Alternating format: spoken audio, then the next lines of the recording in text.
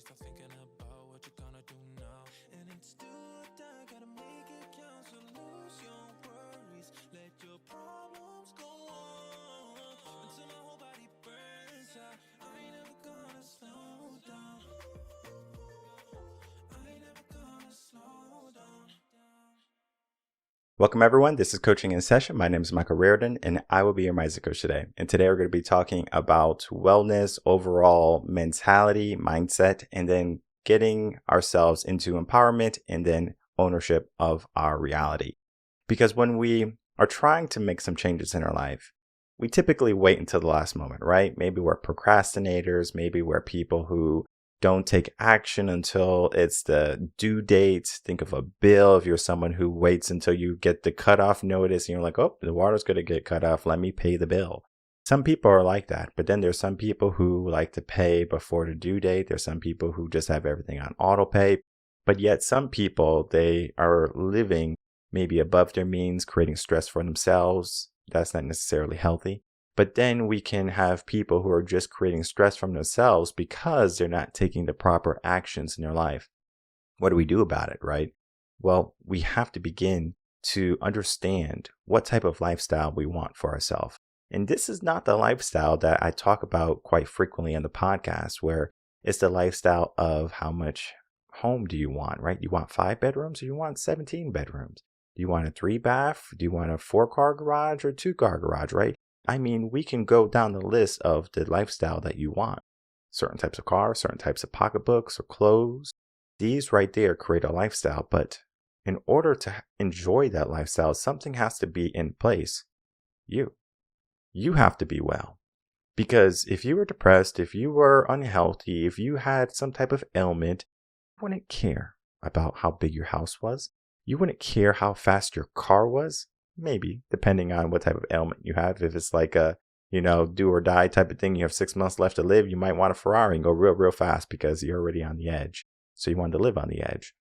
But I'm talking about for the people who have years ahead of them, who have so much growth and prosperity that they can have and that they can attain. What do we do about it? We have to take action. And today we're going to be having on a wellness coach, a guest. She is going to be helping us understand a little bit about her work. We're going to be having a conversation about all of this and then how you can step into that empowerment that's going to help you make a change in your life and realize that you are the potential that you can have. But it takes your mindset to be there. It takes you to figure out a sustainable plan, and it takes you to be the owner of your life and of your future. Because no one's going to give it to you. You have to go earn it. You have to get it yourself. So let's get into that interview of my guest, Lauren Vestal.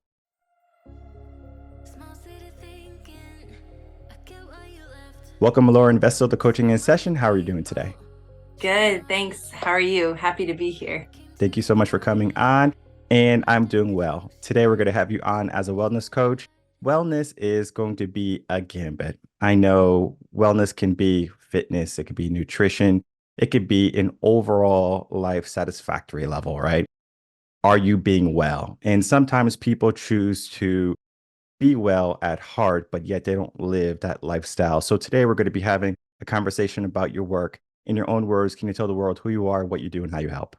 Sure, yeah. Again, Lauren Vestal. I work for Symmetry. We help busy professionals and high achievers take back control of their lives so they have more time, more energy, and less stress.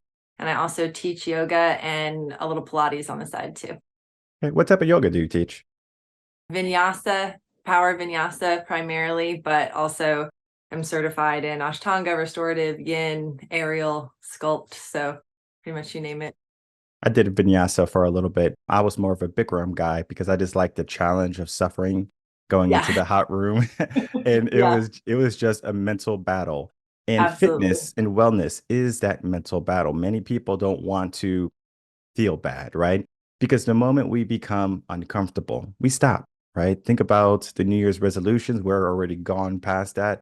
How many people have started and they have stopped because they might have not had felt comfortable, or they realize maybe, you know what, this is taking so much of my time and I just don't have time because I don't have time for me.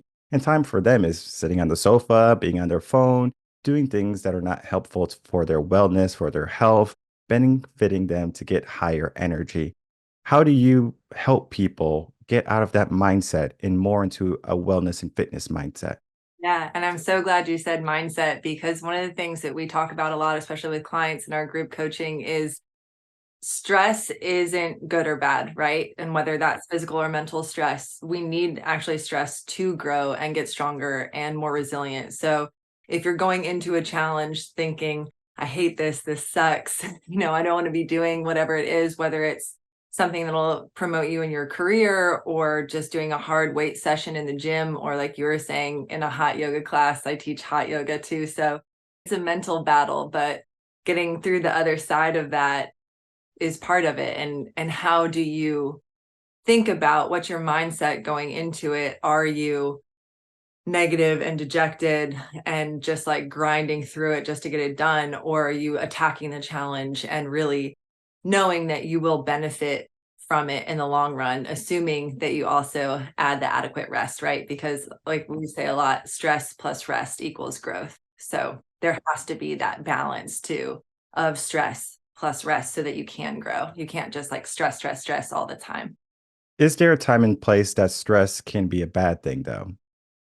I think if you're not allowing yourself to rest and recover, whether that's mentally or physically, I know I was an athlete my entire life, played soccer through college and beyond, and I tore my quad my freshman year. And instead of resting, I just wrapped it up and kept going. And a couple of decades later, I've got a big divot in my quad where that stress did not allow, I didn't let it recover and heal. So now I'm living still with the results of that. So I mean, that's a silly example, but yeah, stress does terrible things to our body and mindset also, if we don't allow ourselves time to recover.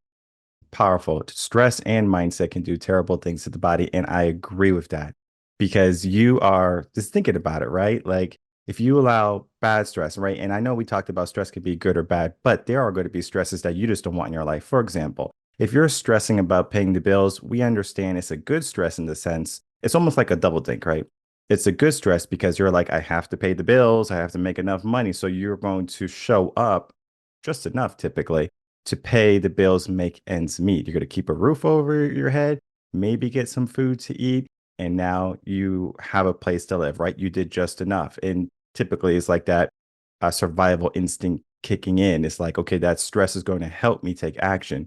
Yet today, we allow poor stress to ruin our life, right? The stress of social media. No one liked my post.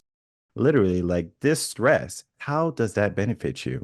The stress of mindset of, oh, guess what? I don't have enough time to work out. I don't have enough time to do the things that are going to help me later on in life. People don't worry about things that are fixed right now or are working properly until they're not. So if your body is broken, that's when you start to pay attention. When your mind is broken, that's when you start to pay attention. How can we start to help people pay attention today?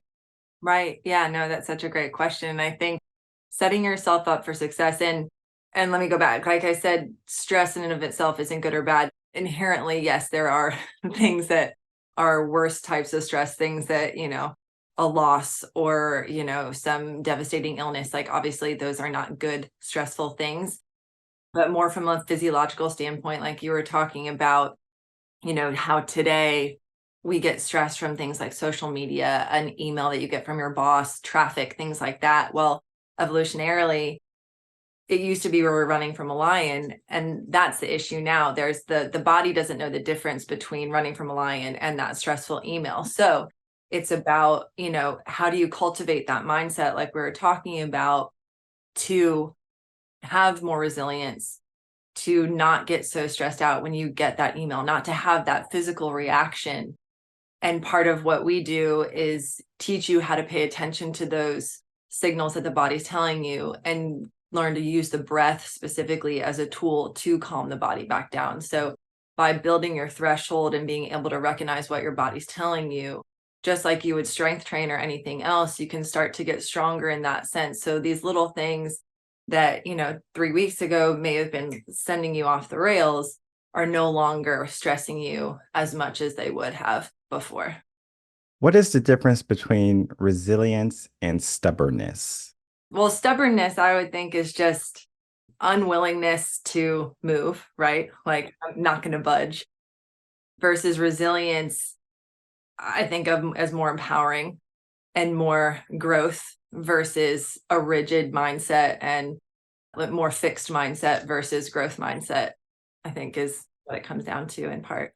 Yes, stubborn is like hard to move. Think of like stubborn belly fat, like when they say Yeah. that the idea of stubborn belly fat or whatever type of fat, where it's just harder to move. In our world today, people have that heart of resilience. They want good, most people they want personal growth, they want a better Right. life.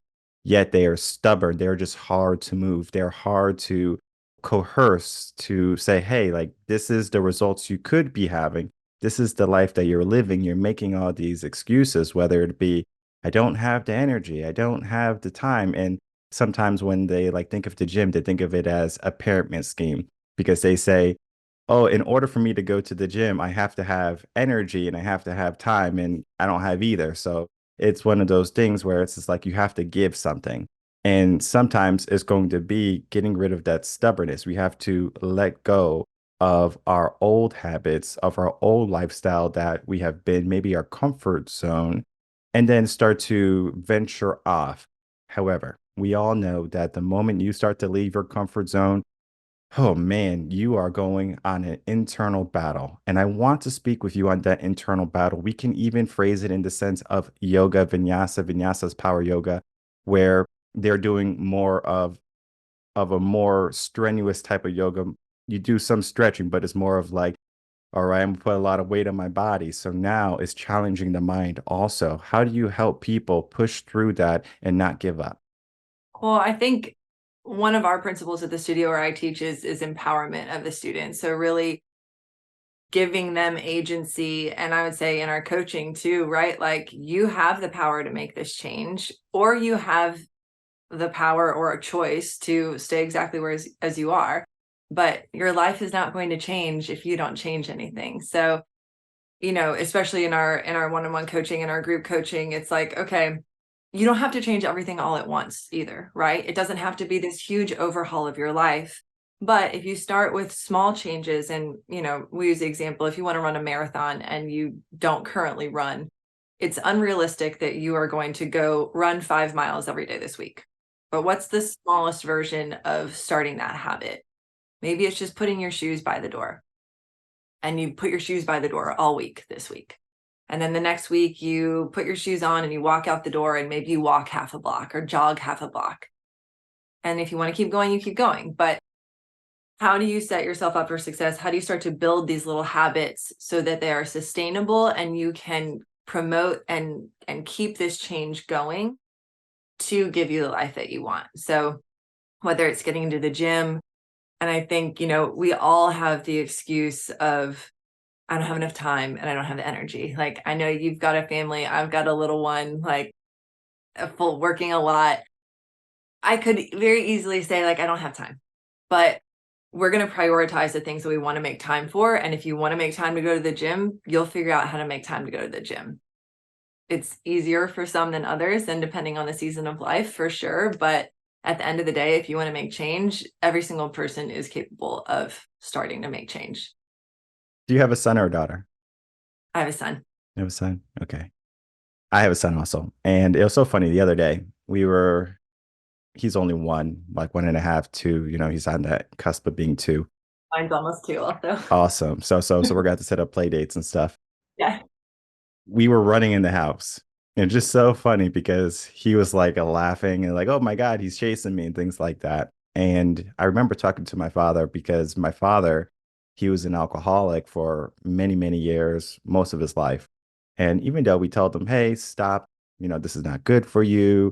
Oh, yeah, I'm going to stop. But it was that habit that he had created for himself. Maybe it was a coping mechanism, whatever it was.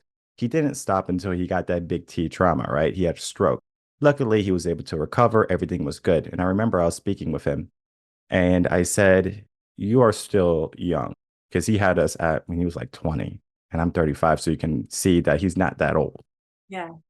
where he has to make a choice because now he has a grandson and he gets to make the choice. Does he want to be able to run with them and see them graduate and to see them grow up?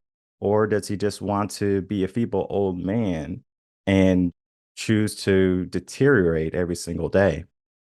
Luckily for him and for our family, he said, okay, I'm going to start to make some changes. And so he figured out what was sustainable for him. He figured out what was his limit. And some days was challenging for him because, especially when you get older, you start to look back at your youth. You look back at what you could have done. And you say, man, when I was young, I could do this. I can run.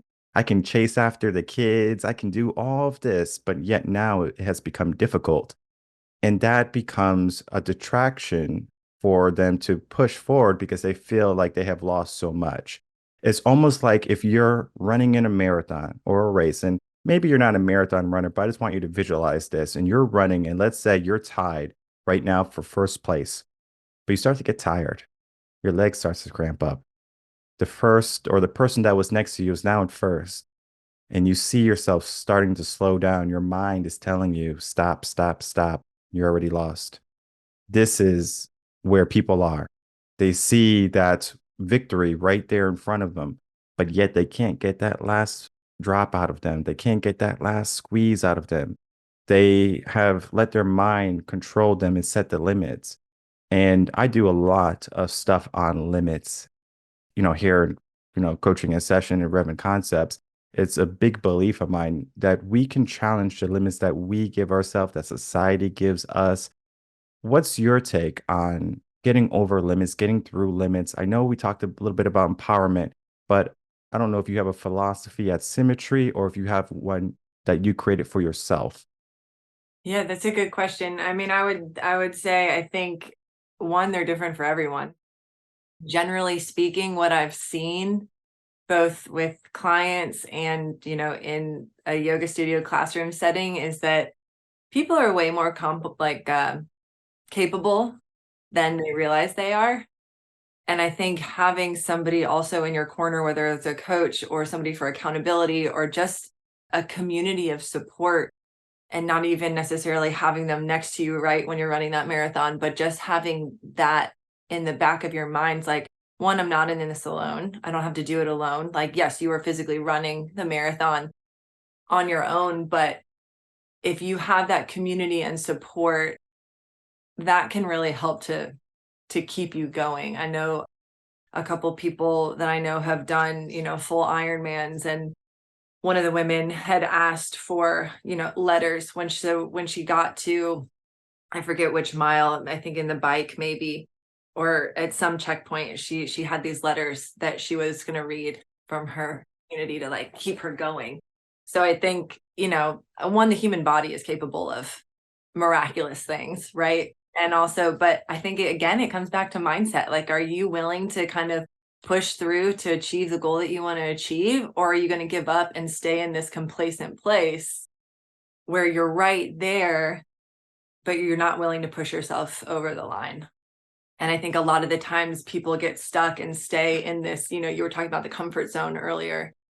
Even if the comfort zone sucks and they know like this isn't where I want to be, the fear of the unknown, even if it could be better, often keeps people in that comfort zone. So giving people a little push or encouragement, to say like, hey, yeah, it's going to be a leap, but you can do this. You are capable. Like, this is going to be better for you in the long term. Look at all the things that you will gain in your life, whether that's health, time with family, better longevity to spend with your grandson. These things are big life changes. And, you were saying, I'm already X years old.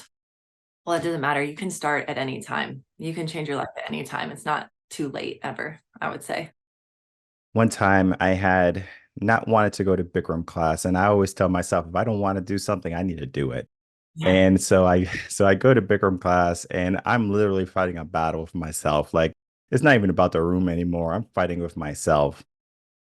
I was beginning to get frustrated that day because I just wasn't doing the things that I knew I could do, the things I used to do just 2 days before. And I know it's possible.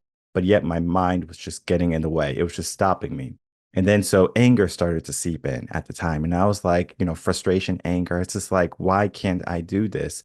And it was because I was giving myself that mentality of like, I didn't want to do this. Yes, I'm here. Now I have a battle to fight. And that is right there that is going to help someone build resilience. Because if you just said, you know what, I don't feel like going, and you don't go, you have failed to create an opportunity to build resilience. How do you help your clients build resilience? Yeah, I think, well, what you just said too, sometimes it's not about like, whether it's in a yoga class, like hitting the pose or getting your best time in a race, whatever it is, but rather, especially on the days when you're like, oh, I don't want to go. I don't want to do the thing, and doing it anyway. Like, one, that's what builds willpower. So it'll keep compounding on itself, right? When you don't want to do the thing and you go do the hard thing anyway. So you're building willpower, certainly resilience. And honestly, sometimes those are the best classes too. Like, you come out and you're like, oh God, I'm so glad I went.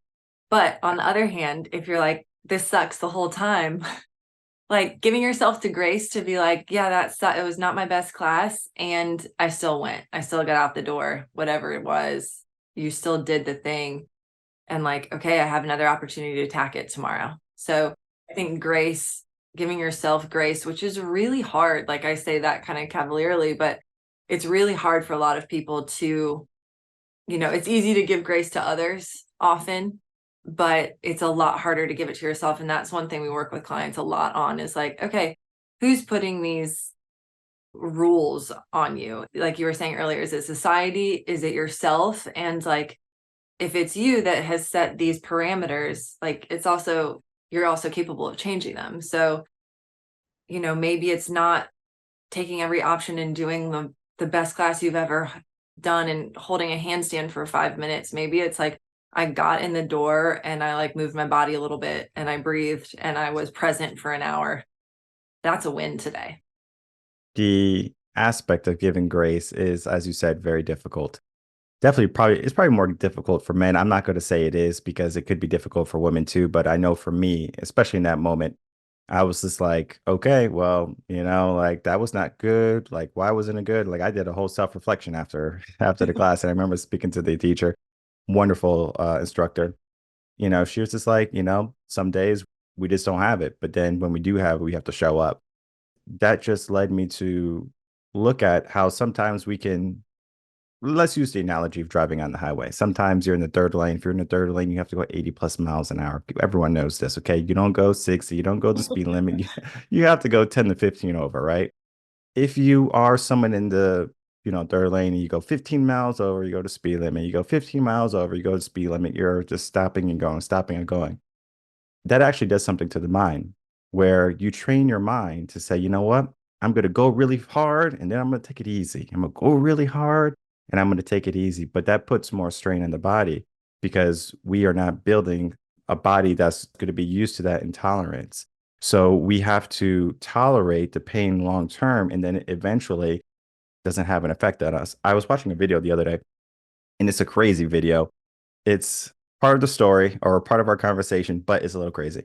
A guy was purposely getting bit by venomous snakes.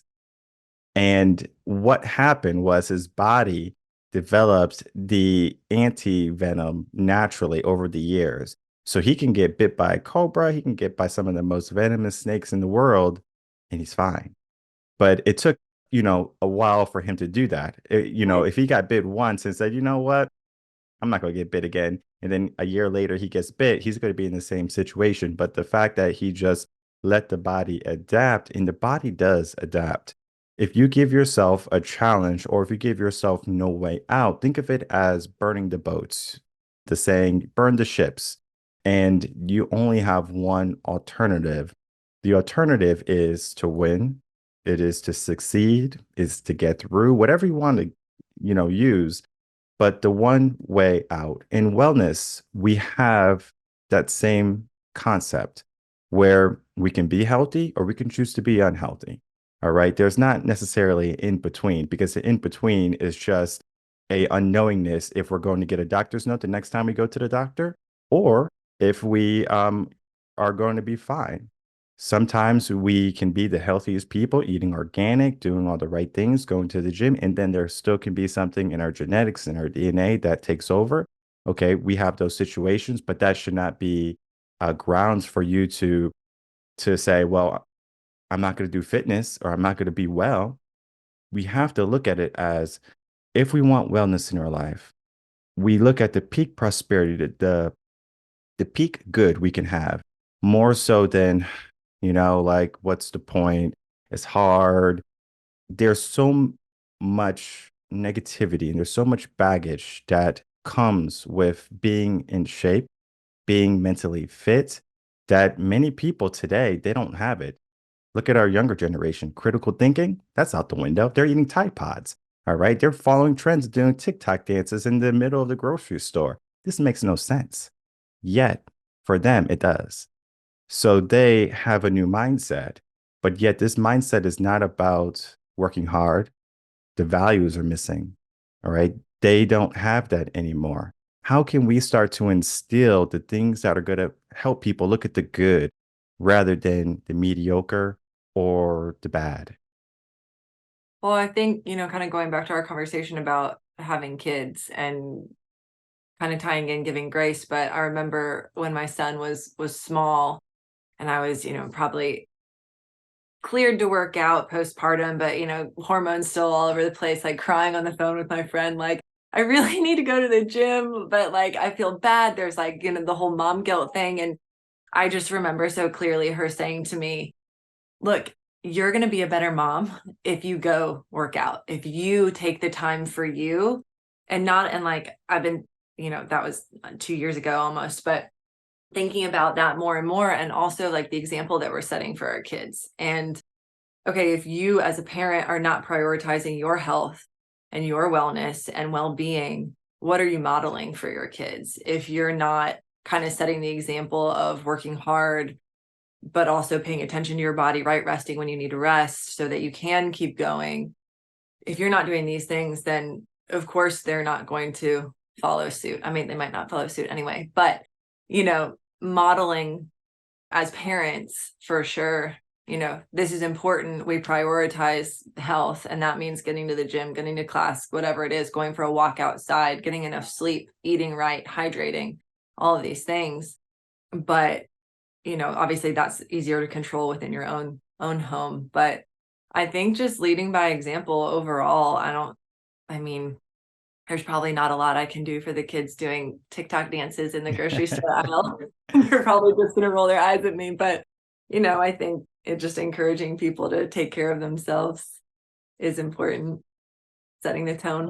Yeah, parents play a critical component.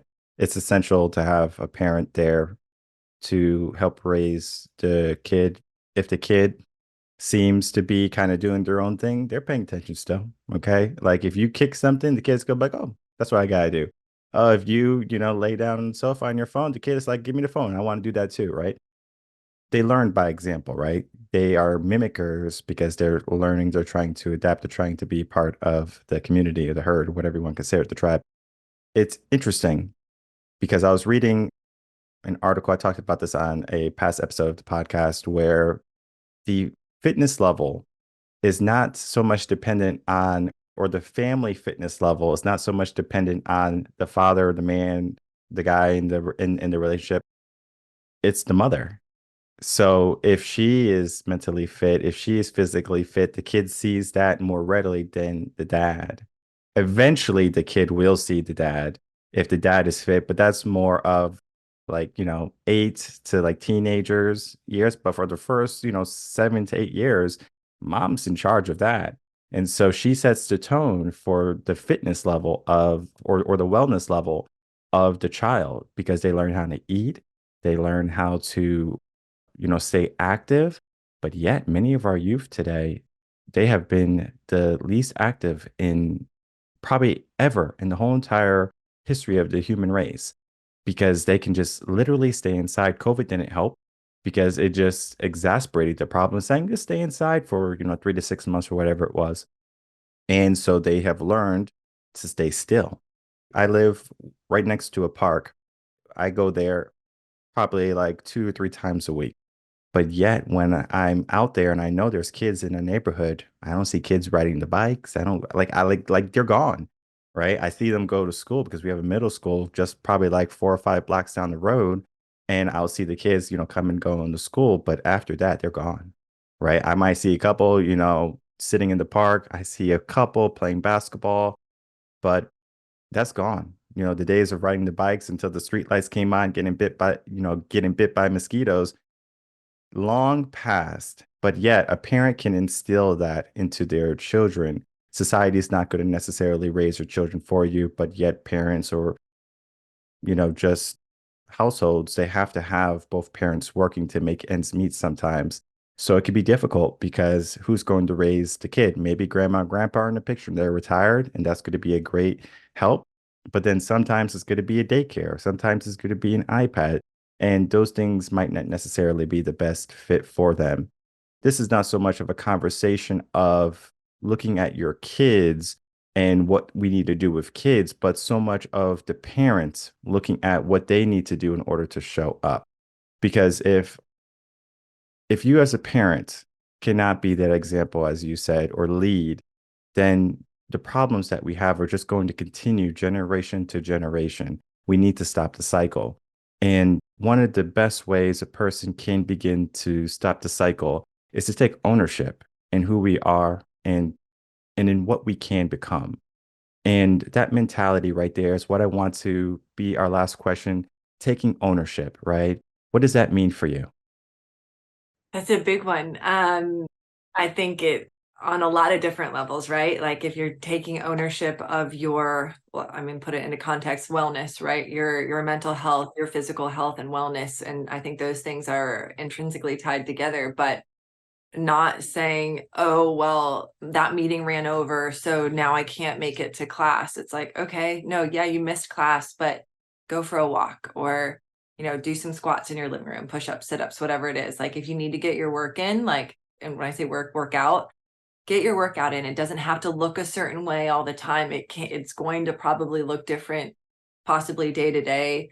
I mean, again, depending on your season of life in particular, but like not making excuses, not kind of having a victim mentality, but rather like, nope, okay, it's not I should do this or I shouldn't do that. It's I'm making a choice to do X, Y, and Z because it's always a choice, right? At the end of the day, we can say I should go to the grocery store, I shouldn't sit on the couch and watch Netflix for 5 hours at a time. But at the end of the day, it's like, no, I'm choosing to go to the grocery store because I need to, get food to cook dinner for my family.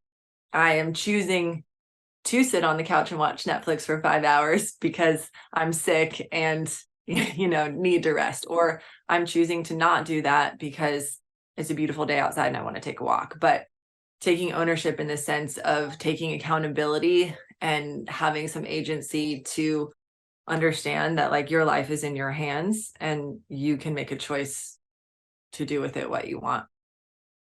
I loved our conversation today. Our conversation was one of wellness, was one of a real adult living a real life. We are not perfect by any means, but yet we grow because we understand we're not perfect.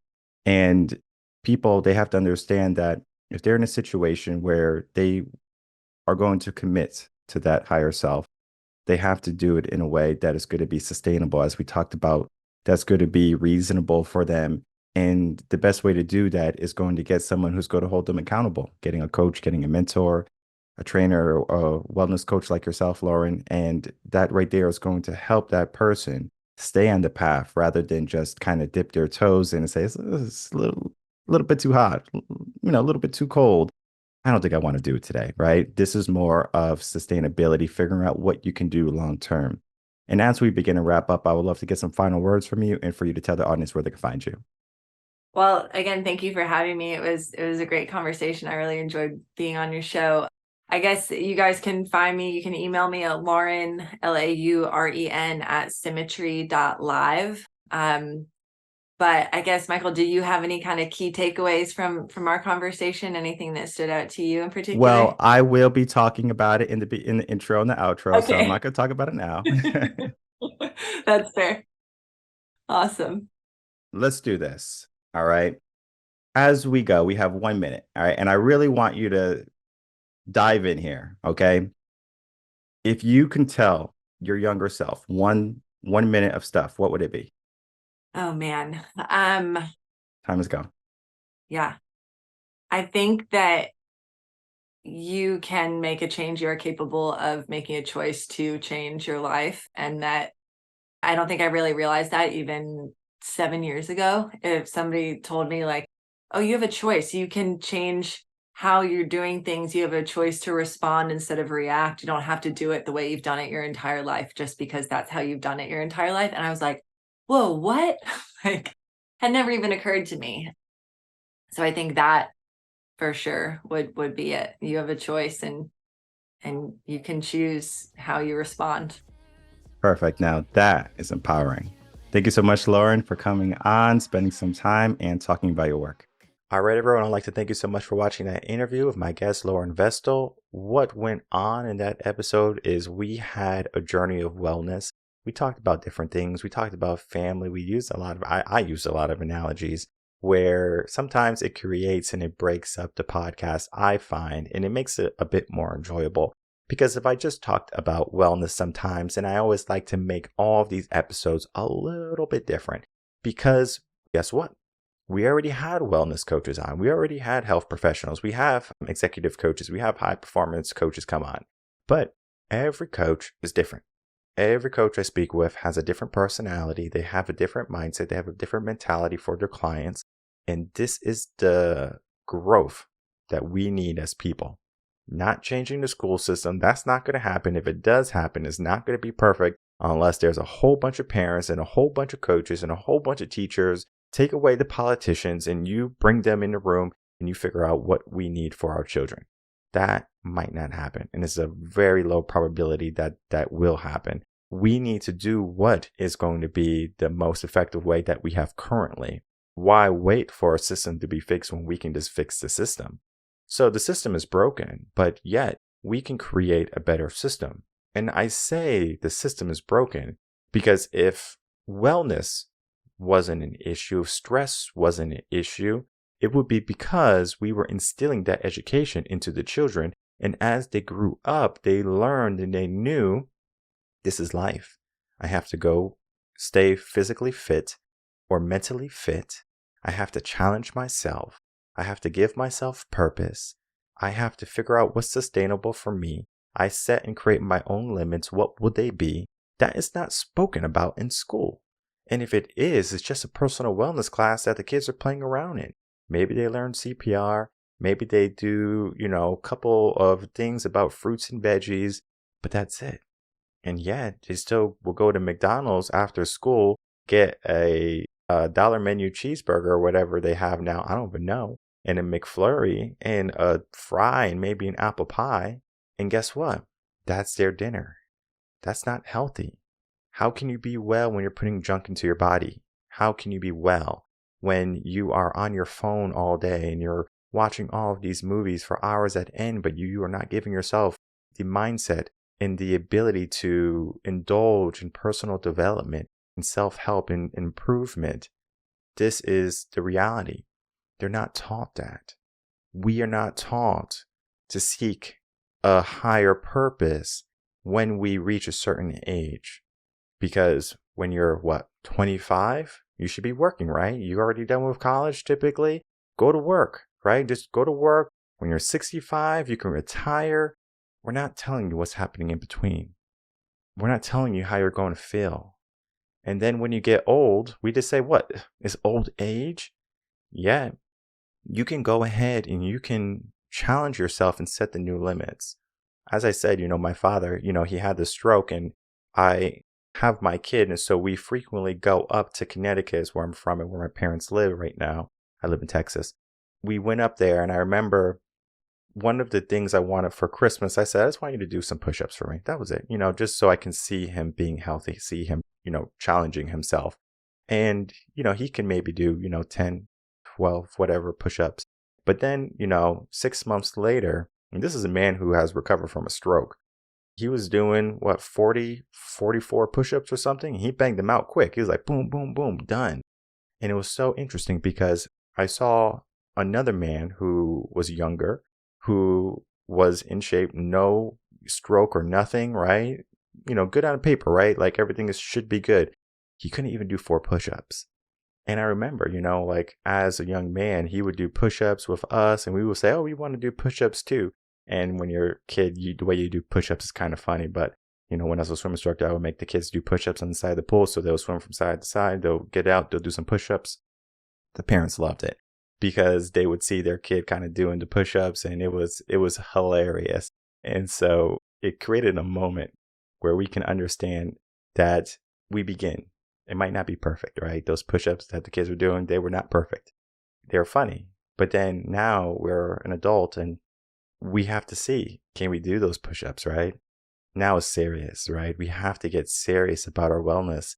And it's not even always about, hey, listen, I want you to go to the gym every single day. I want you to take up boxing. I want you to do martial arts. I want you to be on this nutrition plan. It is not that. I want you to do yoga. I want you to do meditation. I want you to do all of this. It is not that. At some point, you have to sit down with yourself. Ideally, you will want to sit down with a coach, and you're going to want to ask yourself this question, or be asked this question. What do you want for your life? What do you want to be able to do when you're 65? What do you want to be able to do when you're 80? What do you want to do when you retire? What do you want to do in your life? Most people don't even know what they want to do past today. They're like, what do I want to eat? And they spend all day trying to figure out what they want to eat. Oh, they go on Netflix. Oh, what do I want to watch? They spend hours trying to figure out what they want to watch. People cannot take ownership. People cannot say, this is what I want. This is what I'm going to get. We have to begin to become more decisive in how we act. We have to be deliberate in how we live. We have the potential to change our circumstance.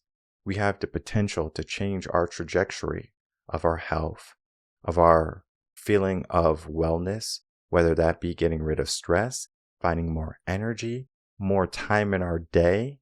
This right here is going to create longevity. Everyone's afraid to die, or maybe not everyone. I'm not afraid to die. They say that the number one fear is public speaking, and the next is going to be death. Most people ignore death. Yet, when they're on their deathbed, they're afraid of it. Why wait for that moment to say, I want to live still? Today is an opportunity for you to get to choose life. You get to choose to win. You get to choose to become empowered. You get to choose to become resilient. You get to choose your mindset. A mindset free from limits, or when you fight those limits and you face those limits, you overcome them. We grow as people. We learn. And then from there, our life begins to acclimate to its true self. Everyone wants goodness. Everyone wants to be happy. They want to be loved. And are you the embodiment to what you see for yourself and for what the world should see? Maybe. But we all have some more in the tank. And I have found, if you get a coach, if you get a trainer, if you get someone who's going to help you along the way, you're going to find yourself so much more readily available to take action, to make change in your life, and then to begin to grow into the person that is not only well in the mind, well in fitness, but learns to embody that and to create the example and to lead by example, as Lauren was saying, for everyone else to follow. Because if we can be the leaders and not so much of the followers and just doing what's the latest trend and doing what everyone else is doing and going down the snack aisle and getting our Doritos and our macaroni and cheese, yeah, sure, it tastes good, but the effect it has on the body and the effect it has on the mind is not worth it. You have to be able to realize what your life is worth. Some people don't value themselves enough. Let's begin to be well once more. Let's begin to challenge the status quo. Let's begin to evolve into a higher self, whether that be awareness, whether that be wellness, whether that be mindset. We make the choice. You get to make the choice. And I encourage everyone, check out the links in the description box below. Lauren's going to be a great asset in your corner. Of course, you can always reach out to us here at Reven Concepts. We'll be more than happy to be those biggest cheerleaders in your life to help you along the way in your journey for success, fulfillment, and everything in between. As always, I'll see you on the next episode of Coaching in Session. Until then, everyone take care.